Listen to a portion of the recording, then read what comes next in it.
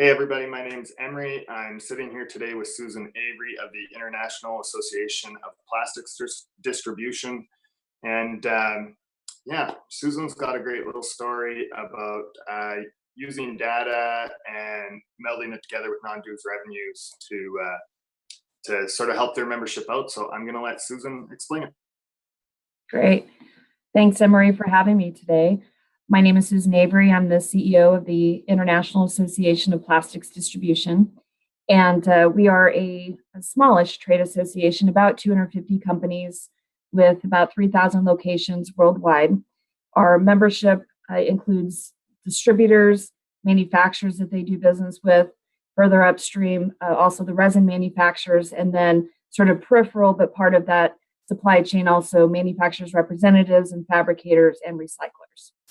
And so part of our continuing challenge over the years has been that we were founded upon being really an association that's focused on distributors. And about 10 years ago, we had switched our philosophy to focusing on distribution.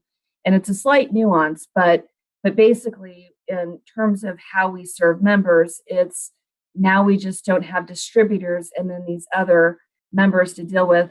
All of the members that I listed are full members. And so we have to look at those needs in anything that we do in terms of programs and offerings. We need to think about how the full membership can take advantage of that. And so 2017 for IAPD is called the Year of Education.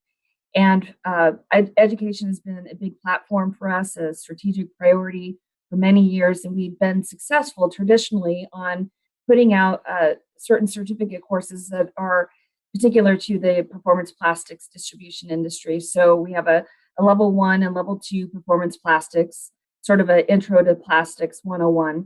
And then we worked with third-party content developers and came up with our own excellence in sales, level 1 and level 2 program. And then we have some subsets of the industry, for example, pipe, valve, and fittings that is a smaller niche of our industry, but we also needed specific content for them. So for years, that's really what we provided other than our staple publications, for example, the introduction of plastics. And then over the years, we had some things like live regional trainings and such, but although we had the certificate programs, we really hadn't entered into true online education. And we had these custom developed systems that housed our certificate courses, and they were costly to maintain. We hadn't migrated them over. And so it was sort of the perfect storm. So kind of part of the story is that we had developed a very sophisticated membership stratification dashboard per se. And I really call it the ugly spreadsheet because that's really what it is. It's a big Excel file that we did a data dump, and we basically listed all of our members and we tracked every single way they can interact with the association. Things like serving on committees, serving on a board of directors, attending a free webinar, paying to attend our annual convention, participating in important events, and those, for example, are council meetings. We have women in plastics groups that we put on regional training events. In some cases, they are speakers, some cases they're attendees, and some cases they're the organizers. So we really, the spreadsheet, if you look at the columns, if they represent all of the different ways that our members interact, you could have 150 different columns. But we went back retroactive 3 years, and that was back in 2013. So we'd gone back to 2011 data, and so now we're in 2017. So you can imagine the picture that we have. There were some basic myths that I think that all of our associations have, but that particularly IAPD had. And that was, there was this myth that manufacturers really were the financial checkbook behind the association. That our products, particularly our education products and services, were really driven towards the smaller members. That our large members were doing it for themselves, that we really couldn't collectively do something better than they could do for themselves on their own. So those are just kind of the examples that of opinions, I guess, that people had, but they weren't based on real data.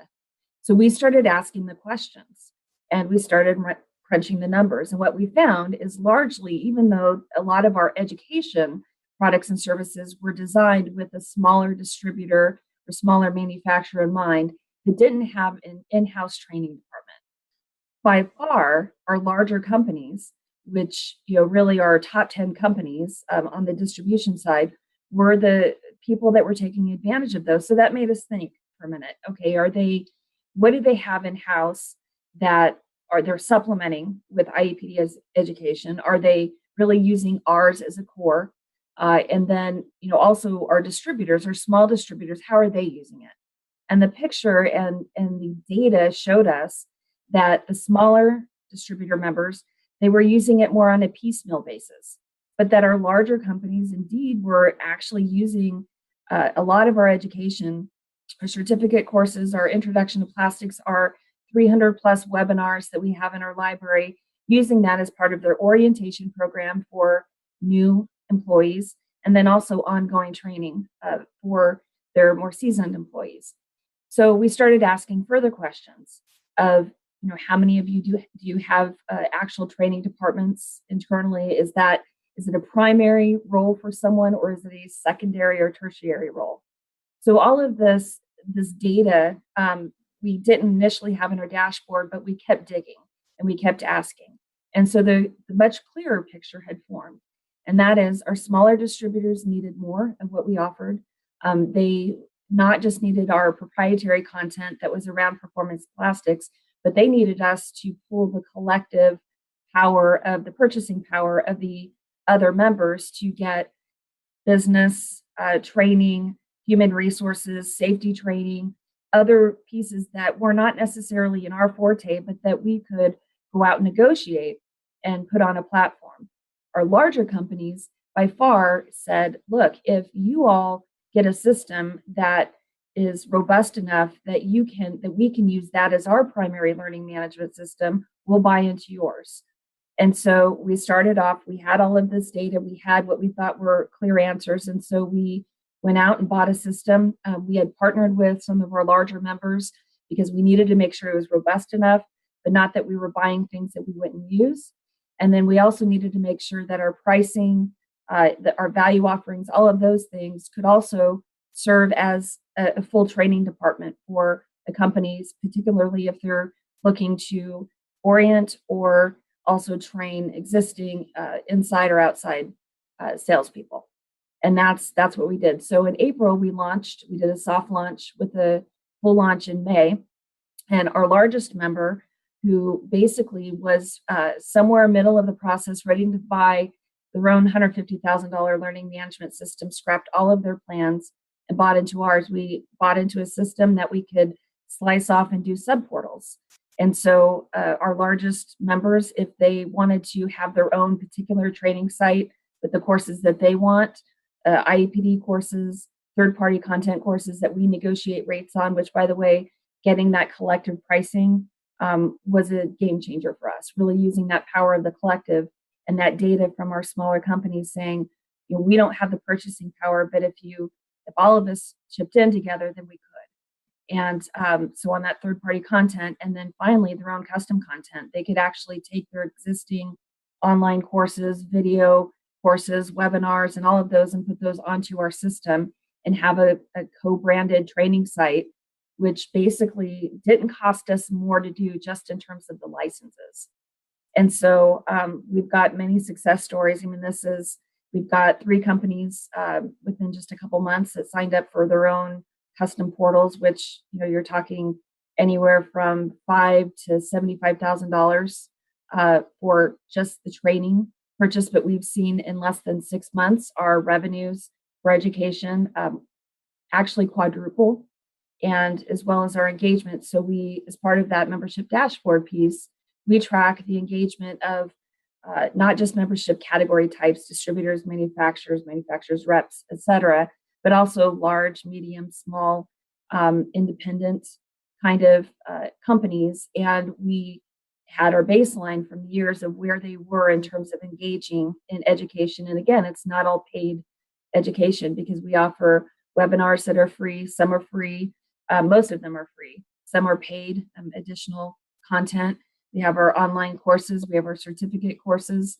And then we have our other live training. But we've seen in every single category even in some of the non-traditional categories like our manufacturers who really didn't use our education, even those numbers doubled or even quadrupled. Cool. This all started from article, I guess, from my perspective on association.org. This little bit actually gives us a really great look at everything else, a little more how to and what you guys actually did. But yeah, thanks for doing this for us today, Susan. Oh, my pleasure. My pleasure. Thank you. So